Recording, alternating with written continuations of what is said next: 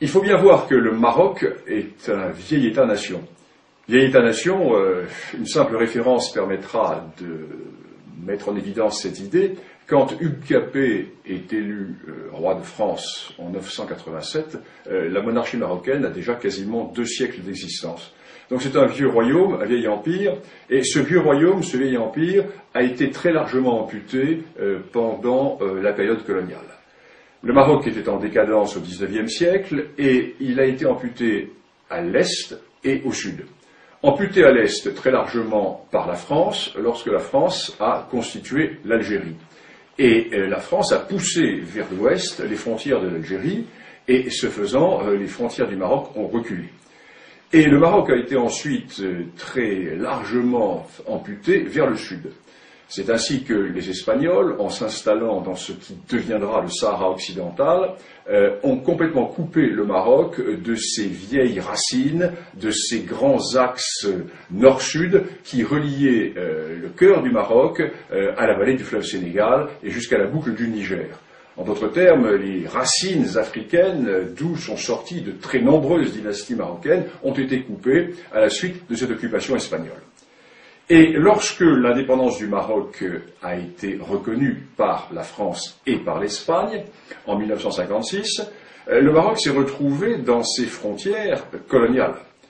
Un contentieux a éclaté avec l'Algérie, car il faut bien voir que toute une partie de l'Est marocain de l'Est marocain était rattachée à l'Algérie, et jusqu'à la région de Colombéchar. Colombéchar est une localité qui était historiquement marocaine.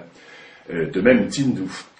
Et restait au Maroc à récupérer toute la partie sud qui était territoire espagnol, Sahara occidental. Les Espagnols hésitaient à donner l'indépendance à la région, et les Espagnols ont traîné les pieds. Ce qui fait que le roi du Maroc, Hassan II, s'est tourné vers la Cour internationale de justice et a posé la question suivante, quels étaient les droits historiques du Maroc dans ce Sahara occidental? En effet, les Espagnols voulaient créer la fiction d'une entité sahraoui de façon à créer au sud du Maroc un État totalement artificiel, mais qui, pour survivre, devrait se tourner vers Madrid. Donc, les Espagnols comptaient rester par le biais de cet État fragile, dépendant de l'Espagne.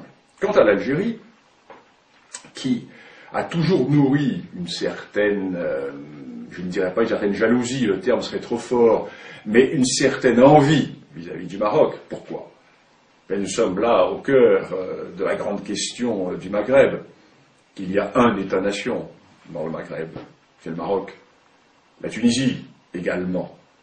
Mais l'Algérie n'a jamais existé. L'Algérie est une création française.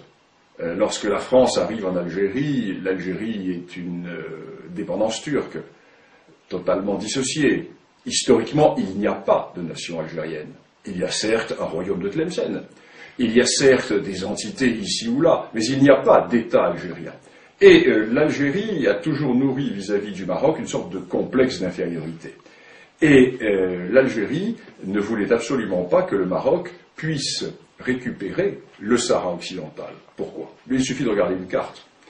L'Algérie est un État accroché au littoral méditerranéen du nord de l'Afrique, avec un énorme appendice qui s'avance vers le sud, à travers le Sahara, appendice totalement artificiellement rattaché à l'Algérie par le général de Gaulle, alors que le Sahara n'a jamais été algérien, puisque l'Algérie n'a jamais existé. Et cette Algérie est donc géopolitiquement coincée dans la Méditerranée. Alors que son voisin marocain, qui ne dispose pas de ces richesses, a lui une immense façade atlantique. Et la récupération du Sahara occidental fait que le Maroc se retrouve avec plusieurs milliers de kilomètres de littoral atlantique, ce qui fait que le Maroc est totalement tourné vers le grand large. Le Maroc est totalement tourné vers cet océan des grands contacts océaniques. Ce qui fait que l'Algérie se trouve coincée dans cette Méditerranée, qui est un lac. Il suffit de fermer le détroit de Gibraltar, et la Méditerranée est totalement asphyxiée. Tandis que le Maroc, lui, n'a pas cette géopolitique de l'enfermement. Le Maroc est tourné vers le grand large.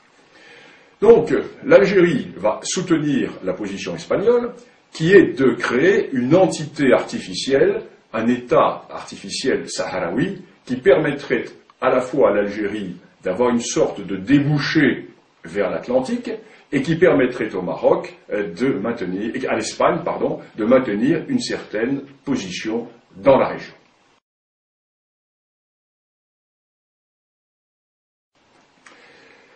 Historiquement parlant, la revendication marocaine est absolument incontestable. Elle est incontestable pourquoi? Parce que 5 des dynasties marocaines sont sorties du Sahara occidental ou du Grand Sud saharien. C'est un premier élément. La première de ces dynasties, c'est celle des Almohavides.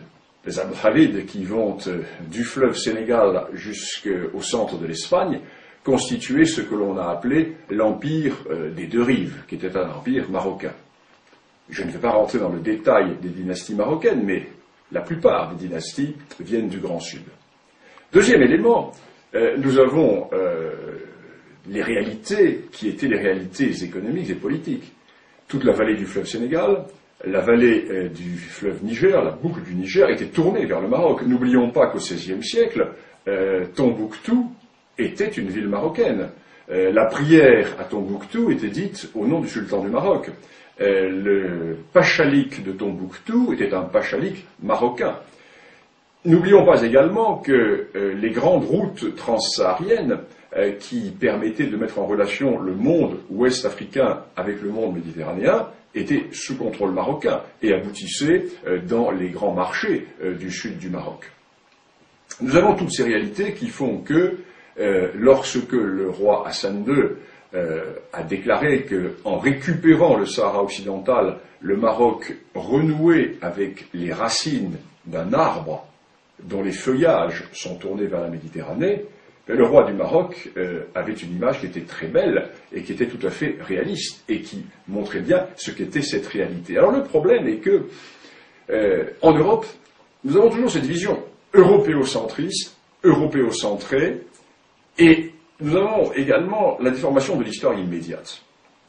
Il est évident que dans les années 1890, lorsque se posa la question marocaine, le Maroc était en état de décadence, en état profond de décadence, et il n'était pas en mesure d'exercer sa souveraineté sur l'ensemble de ces territoires du Sud.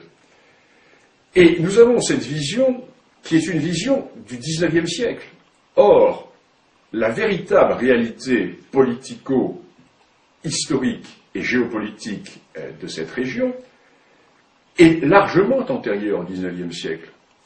Ce qui fait que si nous faisons un peu d'histoire, et c'est l'intérêt de cette discipline, si nous faisons un peu d'histoire, nous constatons que, par le passé, le Maroc, effectivement, avait des droits qui s'étendaient, j'allais dire, bien au-delà du Sahara occidental, qu'il a récupéré depuis 35 ans, car, sans déplaire à nos amis mauritaniens, nous devons également reconnaître que la Mauritanie n'a jamais existé, et que la Mauritanie actuelle a été, du moins dans sa partie nord, très largement une dépendance marocaine jusqu'au début du XIXe siècle, puisque les émirs des tribus du nord de la Mauritanie étaient investis par le sultan du Maroc. Alors nous sommes là dans une réalité tout à fait intéressante qui fait que le Maroc, puissance continentale, se retrouve être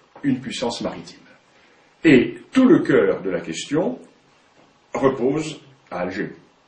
Car il n'y a de question du Sahara occidental que parce que l'Algérie n'accepte pas, elle n'ose pas le dire ouvertement, tout simplement parce que l'Algérie n'accepte pas de voir que son voisin occidental, que son voisin marocain, se retrouve doté d'atouts géopolitiques considérables qui vont faire, dans le siècle à venir, le Maroc va avoir un rôle tout à fait déterminant dans la géopolitique de cette partie de l'Afrique, alors que l'Algérie, en dépit de ses richesses découvertes par la France au Sahara, n'est qu'un État enclavé dans cette Méditerranée qui n'est qu'une sorte de grand lac Léman par rapport à cet océan Atlantique qui est la mer de contact avec tous les océans du monde.